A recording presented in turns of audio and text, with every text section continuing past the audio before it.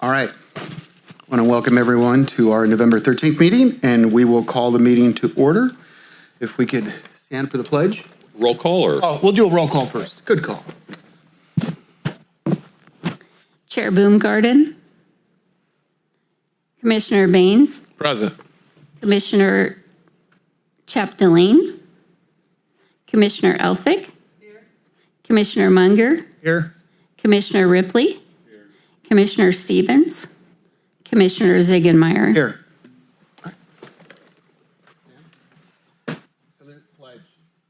Pledge allegiance to the flag of the United States of America and to the republic for which it stands, one nation, under God, indivisible, with liberty and justice for all.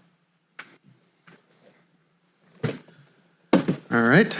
Roll on to number 2, minutes. Move for approval. Second. All right, we have a motion and a second. Do we need to do a roll call vote? No. All those in favor? Aye. Any opposed? Any Can I abstain? Baines, can I abstain? I wasn't present. Motion approved. So that motion, just for the record, that motion was made by Commissioner Munger, and then Yes. who seconded? Supervisor Baines. Okay, And I voted yes too, without saying. thank you. All right, moving on to item number 3, public comment. Members of the public are invited to address the commission on any matter of interest to the public that is not on the agenda for a period of time not exceeding 5 minutes. Pursuant to the Brown Act, the commissioner cannot take any action on items not listed on the posted agenda, but may add to a future agenda matters brought up under public comments for appropriate action at a future meeting. We have no public public comment? comments. We're loaded. All right, we'll close the public comment. Moving on to 4. So thank you, Vice Chair Ziegenmeier. This item 4 is consideration of a professional services agreement for conflict counsel services between Sutter LAFCO and the law office of Marcia Birch.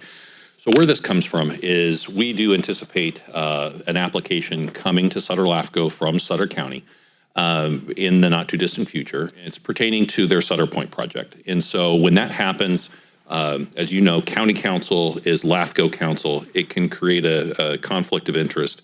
Mr. Vanasek will be representing Sutter County, and he advised me as the executive officer that we should seek an outside counsel. And it's a good idea to have that as a backup. And so, as you know, LAFCO is kind of a niche area of law. Not everyone specializes in it. So we did search around our region, and we came across Marcia Birch, who's out of the Grass Valley area. She has been in the LAFCO arena for about 15 years. She has represented Nevada, Solano, Butte, Colusa, and Lake LAFCOs. She also previously worked with Sutter LAFCO's previous outside counsel, Scott Brown, who served the commission from 2016 to 2023. So her current clients include Mendocino and Tuolumne, and she continues to be backup counsel for Butte, Lake, and Nevada LAFCOs.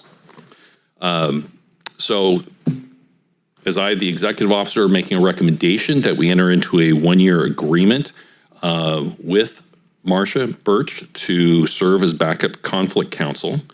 This doesn't have any additional fiscal impact on the commission because monies are already set aside for legal purposes. So with that, I would turn it back over to the commission.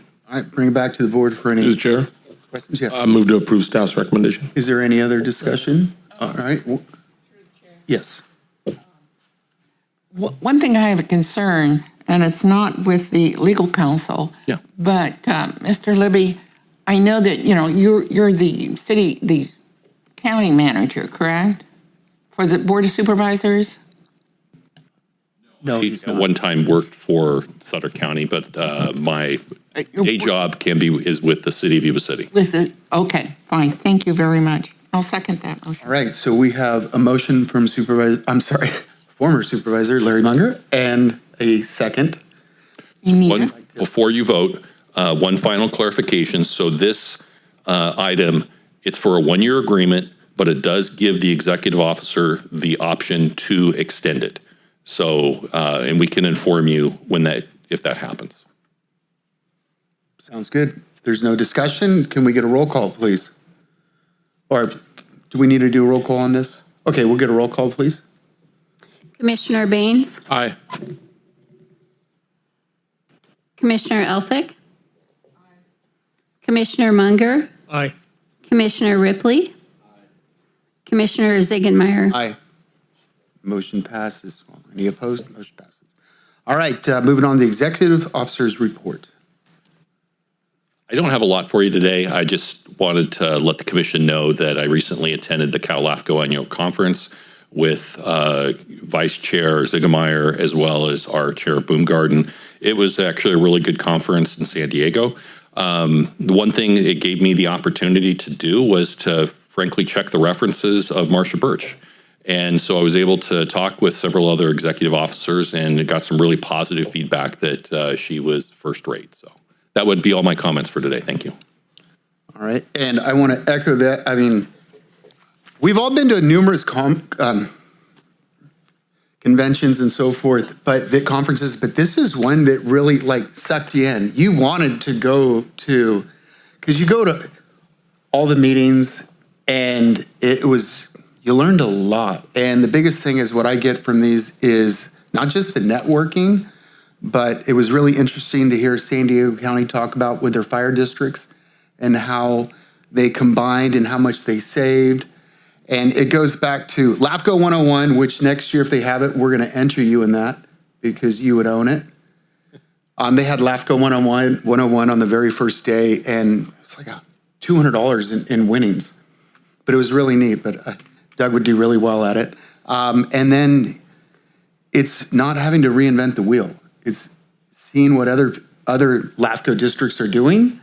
And they were very upfront with everything that's going on in LAFCO, which they started out the first meeting with what was going on and how they were cleaning everything up, because there was a lot of people that had a lot of questions over what had happened over the last few months, but it was very interesting. So I'd recommend go next year. I think it's going to be in Northern California next year. And I threw my hat in the ring to help out with next year's meeting, so because they're having a tough time with. But all right, if that's it with that, we'll move on to commission reports and announcements. Nothing to report. Through the chair? Yes. I have a question of the committee.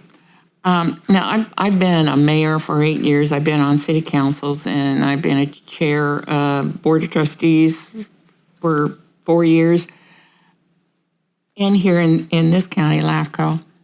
And what I find extremely difficult to understand is that we have a resolution we want to pass or to not pass, but normally if it's a resolution, we want it to pass. And we have public hearing.